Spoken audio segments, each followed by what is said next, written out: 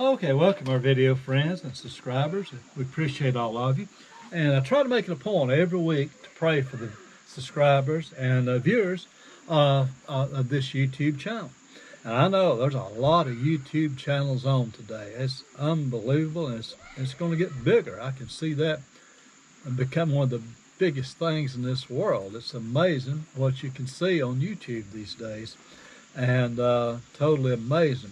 The scope of it, all the stuff you can see on YouTube. It's totally amazing. Who would have ever thought that YouTube would become as big as it is, or such a thing as YouTube would even come into existence? But it's here, and if you have access to a computer and a little bit of equipment, you can get on YouTube. Ain't that amazing? And most churches nowadays have their programs on YouTube, and so there's a lot you can see as far as the gospel goes. If you're interested in the gospel of Jesus Christ and His Word and the preaching thereof, it's very easy for you to turn a church on. Almost all churches nowadays have all their services on YouTube, as well as the internet as a whole, going out all over the world is what they're doing. Well, we're thankful for it. And so that means there's no reason for people to die and go to hell in our day, because we have the gospel encircling the globe. And this little broadcast here is certainly a part of that. As small as it may be, and as few subscribers as I actually have, still I am and we are a part of sending the gospel into all the earth. And I'm so thankful for Door to be able to do that with. And so let's pick up. We're in chapter 12 of the book of Genesis, and we've just started studying about Abraham. And now God makes this promise unto Abraham. He says, "I will make of thee a great nation." He says, "I'll make of thee." Out of that one man's loins has come forth a great nation upon the earth. And we talked a little bit about that in the last session, how that Israel stands among the giants of importance in the nations. Not in the scope of the land that it actually encompasses, but as a matter of importance. Israel stands as a giant among the nations, even of America, Russia, China, England, as far as importance in all the earth and among all the nations. You'd have to say the nation of Israel is a great nation. And then he went on to say unto Abraham, he says, "And I will bless thee." He just made that statement right there. He said, "I will bless thee." And he has. And God has blessed the nation of Israel. And he has blessed Abraham. And he's promised this unto Abraham, to bless thee.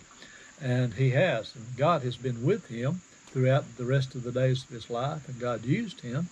And God allowed no harm to come to Abraham, or no king or nobody to touch him, as we'll see later. And he blessed him. He made him happy. He made him plenteous. He made him rich. He was gracious unto Abraham. And then he went on to say, "And I will make thy name great." And as far as the names of men go upon the earth, I am told that the name of Abraham is most known and most recognized by more people than any other name of any other man upon the earth. Is the name of Abraham. And so it's very interesting, this promises here that God made to Abraham. And then he says, "And thou shalt be a blessing." And the nation of Israel and Abraham's descendants have definitely been a blessing to mankind. It's through his seed that we have the Bible. It's through his seed we have the prophets. It's through his seed that we have the record and the birth of Jesus Christ. It's through the seed of Abraham that Jesus Christ was born and gave his life and died upon a cross. It's through his seed that we who believe upon him have eternal life. It's through his seed that we Gentiles who believe upon him have the promise of God in our heart, of a better day to come, a better world to see, and a better place to go. We have that because Abraham's of the blessing that God made of the nation of Israel and of Abraham. We have that very thing. And so it's a great blessing that he has become. And not only as far as our eternal souls go, has the nation of Israel been a blessing to us, but many great inventions have came through the mind of the Jewish people. And they're a very successful people. They're a very intelligent people as a whole. And they're very great people. And some of them have been greatly used for good in this world. I know some of them have been used for the devil too, but still, they've been a great blessing to mankind. I could tell you many things that they have developed in this earth and how they have been a great blessing to mankind through it. But we'll not get into all that right now, but they have been. Verse 3, another promise of God here. Verse 3 says, I will bless them that bless thee, and I will curse him that curseth thee. Now notice that promise right here. There's a promise right here, not only to Abraham, but there's a promise right here to all of we who will bless the Jewish people. He says, and I will bless them that bless thee, and I will curse him that curseth thee. And if you want God's blessings to be upon you, you just bless the Jewish people, the descendants of Abraham. You just bless them. Speak kindly to them. Do good to them as you have the opportunity to do so. And all these people on the earth who are anti-Semitic, or especially anti-Jewish, have nothing to do with them, have nothing to do with them. Depart from them. And I know these Jewish people, they're not perfect. Sometimes they're standing on the wrong side of issues. Sometimes they are standing with blood in their hands. Now, that's true. But we're not against the nation of Israel. We do not curse the Jewish people. In spite of some of their failures and shortcomings, we still bless the seed of Abraham. More than once have I spoken unto Jewish people and said, the Lord bless thee. May the Lord bless thee. And more than once have I said unto Jewish people, may the God of Abraham bless thee. And I correctly say that when I say that. The God of Abraham is my God, whom I love and whom I serve. And it's also the one that they claim to know. I know many of them do not accept Jesus Christ, and I can't help that. That's too bad. But still, they know who I'm talking about when I speak of the God of Abraham. If they'd read the Bible and believe it, they'd see that the God of Abraham loved them greatly by sending one of their very own to die for their sins. It said he came into his own received him not. But to as many as received him, to them gave he power to become the sons of God. Well, so make a point to bless the Jewish people. Maybe some of you may work beside a Jewish person. Bless them. Take them a gift. Be nice to them. Just speak kindly to them. Pray for them. And bless them. And it's all right if you just speak up and say, the Lord bless thee. I've done it. I've done it more than once. I've done it to more than one Jewish person that I've met whom I have known or knew was Jewish. I was aboard an airplane one time, and I noticed just by the looks of the dress of these guys, I said, these guys have got to be Jewish people. They just got to be. And as I made my way passing to the bathroom aboard that plane, I stopped. There was about three seats of them. And I spoke to the man who appeared to be the elder among them. I said, I think you are Jewish. He said, yes. And I said, may God bless you, and may God bless your family, and all that you do. And he smiled, and all of his sons and all smiled at me. And aboard the rest of that flight, he was my friend. He was my friend. He even came and sat down beside me for several hours aboard the flight. We didn't have much really to say, but we did speak. And he sat there just as a token of friendship toward me and saying that to him. And then I've blessed Jewish people at different times.